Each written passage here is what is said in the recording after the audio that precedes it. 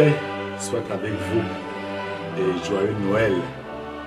Nous sommes après le temps de l'Avent, arrivés à ce beau jour de Noël, le 25 décembre 2018. L'ancienne ouverture nous dit: un enfant nous est né, un fils nous est donné, l'insigne du pouvoir est sur son épaule. On l'appelle messager de Dieu. Quand nous disons un enfant nous est né, un fils nous est donné, ou bien quand nous disons le peuple qui marchait dans les ténèbres a vu une grande lumière se lever, nous voulons participer à cette grande joie de foi qui habitait ceux qui ont accueilli Jésus et qui a continué à habiter tous les enfants de Dieu depuis 2000 ans jusqu'aujourd'hui. Avec la naissance de Jésus, notre conviction intérieure, notre certitude de foi est renouvelée. Dieu nous aurait dit dans notre intimité, dans notre relation avec lui, qu'il est là, qu'il nous visite, qu'il vient nous donner de repartir avec une nouvelle énergie.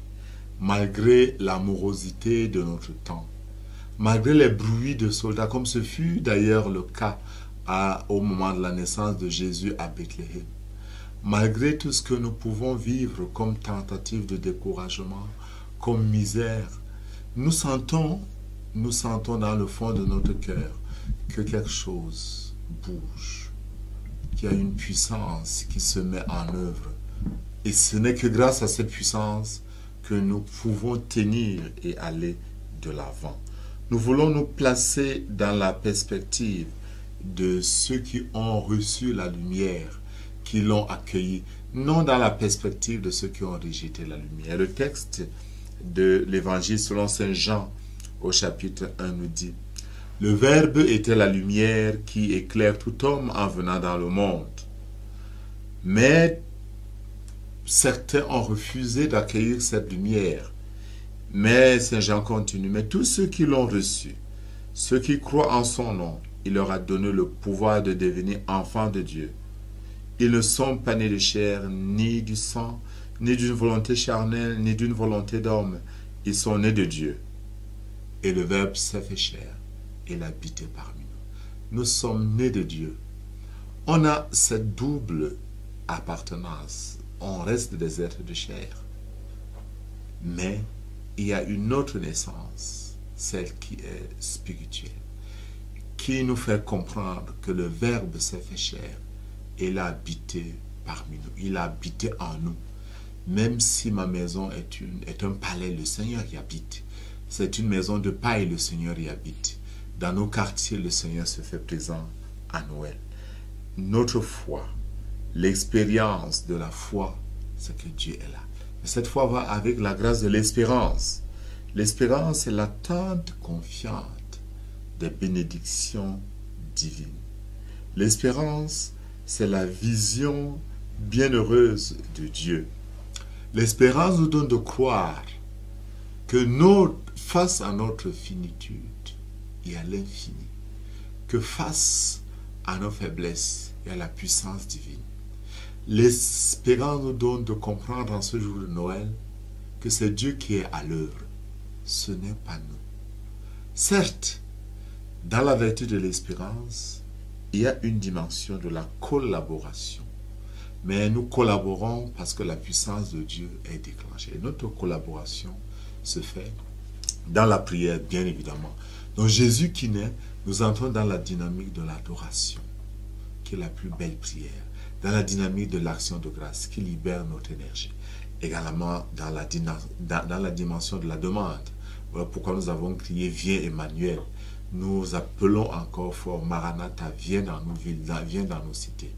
Notre prière sera aussi écoute pour entendre que Dieu est glorieux au ciel, mais qui a la paix aux hommes que lui Dieu aime. Mais alors que nous sommes portés par la grâce de l'espérance, nous n'oublions pas que si le Messie est vraiment né, nous devons abandonner le vieil homme. Nous devons abandonner le vieil homme pour porter le nouvel homme et être des instruments de la paix. Nous devons être de ceux-là qui permettent à Dieu d'être présent dans notre monde.